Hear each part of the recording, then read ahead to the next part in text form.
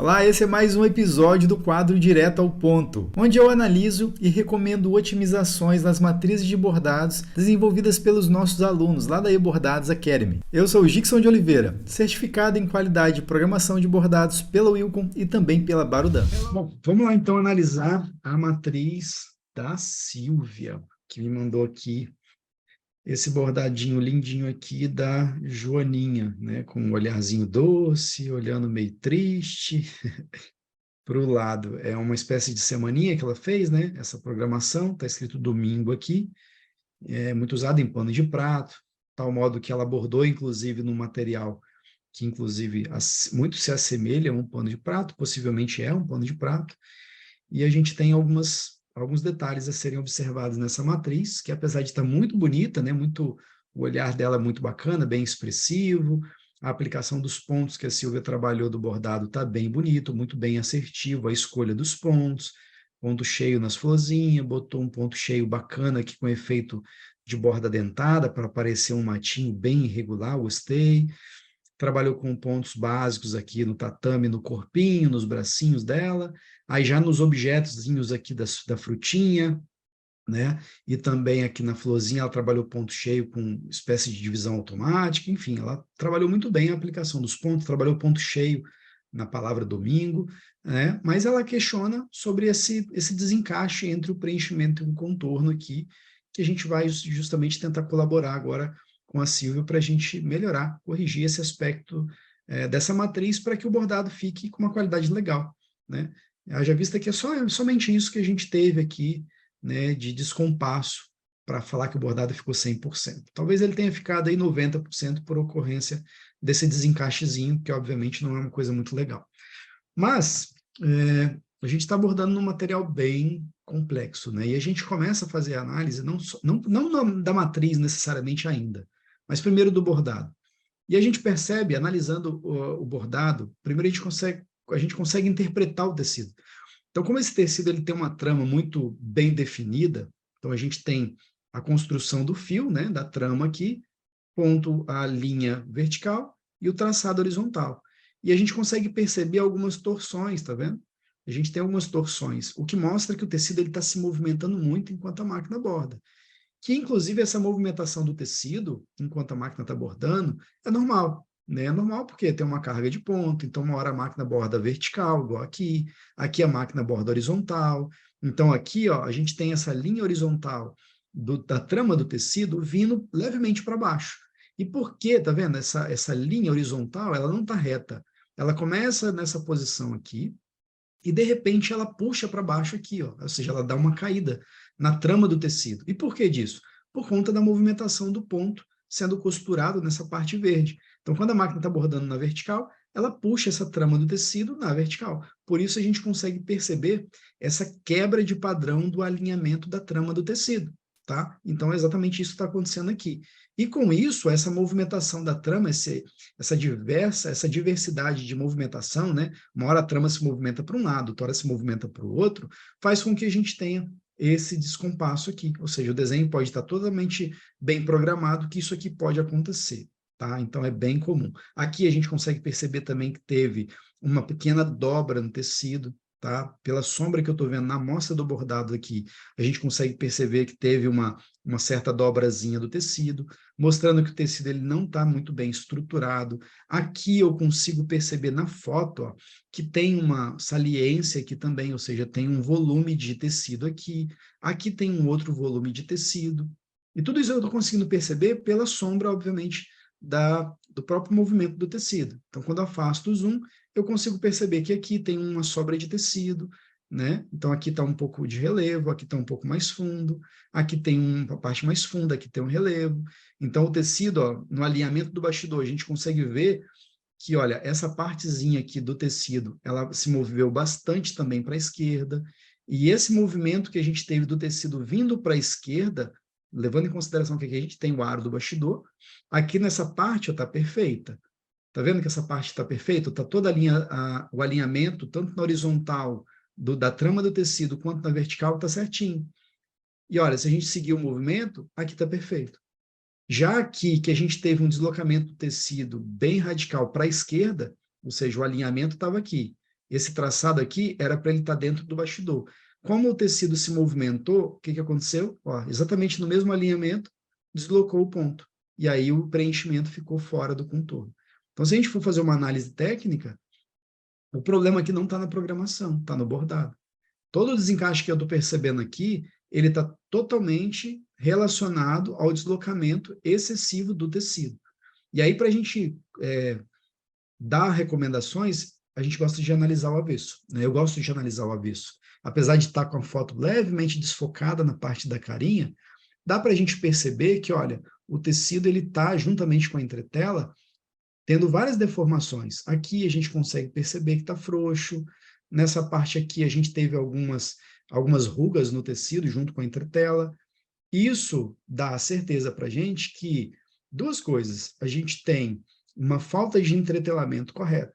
E o que é o entretelamento correto? É não posicionar o tecido firme, não é esticado toda a vida, é firme no bastidor. A gente chama esse processo de tamburamento, que é quando você vai colocar o tecido junto com a tretela no bastidor e você vai tamburar, que é aquele processo de travar o bastidor, os dois aros do bastidor, de modo que o tecido tem que ficar plano, não pode ficar com ruga, nem no tecido e nem na entretela. Mas ele também não pode você colocar, tamburar, ou seja, colocar, travar o bastidor, os dois aros do bastidor no tecido, e depois ficar puxando com a mão para esticar o tecido.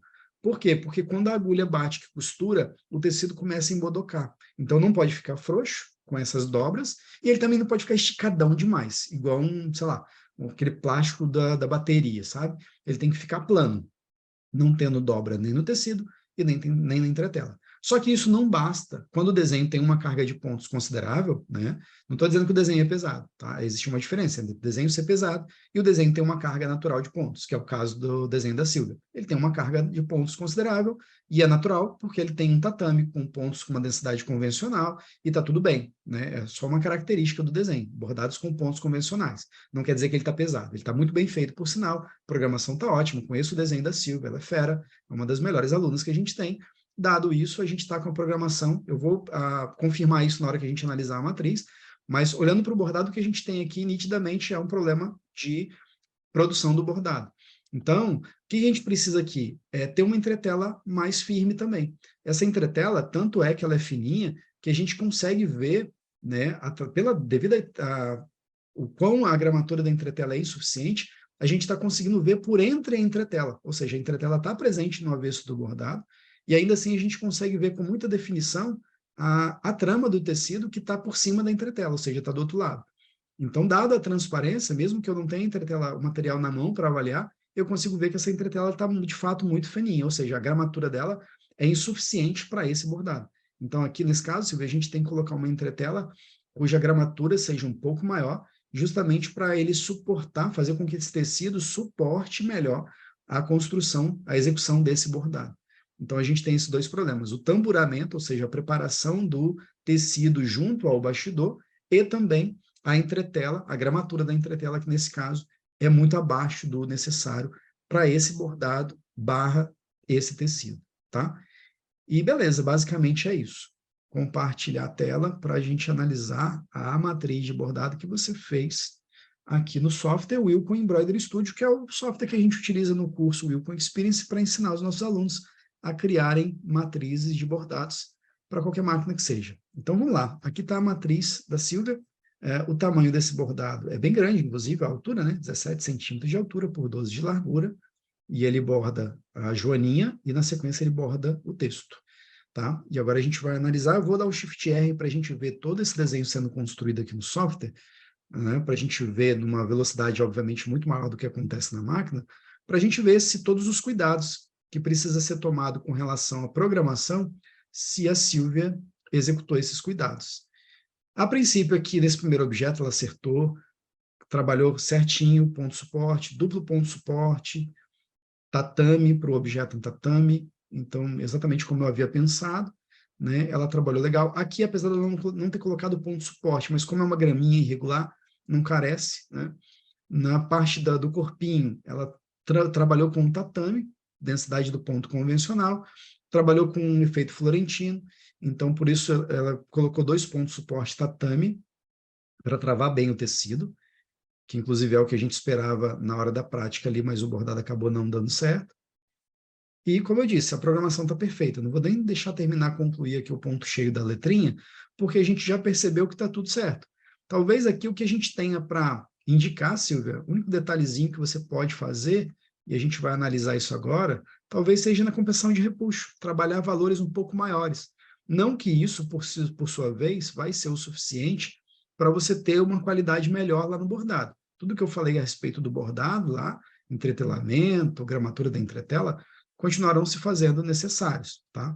Mas vamos ver aqui qual o valor da compressão de repuxo que você trabalhou. Se tiver certo, eu vou falar, tá certo. Ó, beleza. Aqui a gente pode trabalhar valores de compressão de repuxo um pouco maiores nesses elementos aqui do roxinho, que apesar de que não foi o que a gente teve de problema lá no bordado, então isso não vai influenciar. Mas você poderia ter trabalhado sim valores um pouco maiores aqui, na ordem de 0,40, 0,50. Você trabalhou com 0,30. Mas sem problema, uma vez que o bordado nessa parte ficou legal. Nesses objetos maiores, você trabalhou valores maiores também, então tá certo, não precisa mudar. 0,70 para o corpinho, para os bracinhos você trabalhou 0,30, 0,45, aqui 0,30 também tá certo. Parte de compressão de repuxo não vai ser tão relevante. Nos pezinhos aqui tá com padrão, então pode trabalhar com valores maiores nos pezinhos também, tá? Porque são objetos um pouco maiores, então pede aí uma compressão de repuxo um pouco maior também, em torno de 0,40 vai ser o suficiente. Nessa parte aqui você já trabalhou bem, então 0,70 é o suficiente para esse objeto, que ele tem uma carga de pontos bem legal, né, para esse objeto, até porque o objeto é longo, você trabalhou com efeito florentino, então ele vai exigir uma compressão de repuxo maior para não desencaixar o contorno do preenchimento ali, tá? Então, com relação à programação do bordado, tá perfeito, tá? Não tem nada que a gente vai fazer aqui que vai melhorar o aspecto dele lá na máquina de bordar.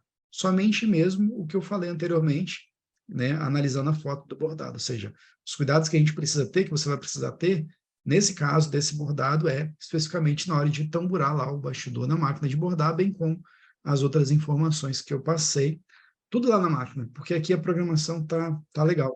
Deixa eu ver a densidade que você trabalhou nesses objetos. Ó, 0,40, densidade padrão do Wilcon, beleza. Aqui você teve até uma alteração, botou 0,50, né? Tá tudo bem, 0,50, né? Esse aqui possivelmente porque você criou esse objeto depois e acabou não colocando a mesma densidade. Então eu vou mudar aqui, porque todo ele você trabalhou 0,50, então eu suponho que esse aqui você também, quando estava abordando, você também tem abordado com 0,50 antes de fazer a alteração desse arquivo, né? Então, ó, todas as densidades estão com 0,50, que é uma densidade boa, e beleza, basicamente é isso mesmo, só alterar a execução do bordado, né, lá na máquina de bordar. Aqui na programação não vejo o que precisa mudar, não. As recomendações que eu dei nesse vídeo aqui foram baseadas no software Wilcon Embroidery Studio, que na minha opinião é o melhor software de programação de bordados do mundo. E para você assistir mais vídeos como esse aqui e ficar por dentro das melhores práticas sobre bordado computadorizado, basta então você se inscrever aqui no nosso canal do YouTube e também seguir a gente lá no Facebook e no Instagram. Aqui no YouTube é importante também você ativar o sininho para receber as notificações toda vez que a gente publicar um vídeo novo. E se você gostou desse vídeo, já aproveita para deixar o seu like e a gente se vê então no próximo vídeo. Até logo!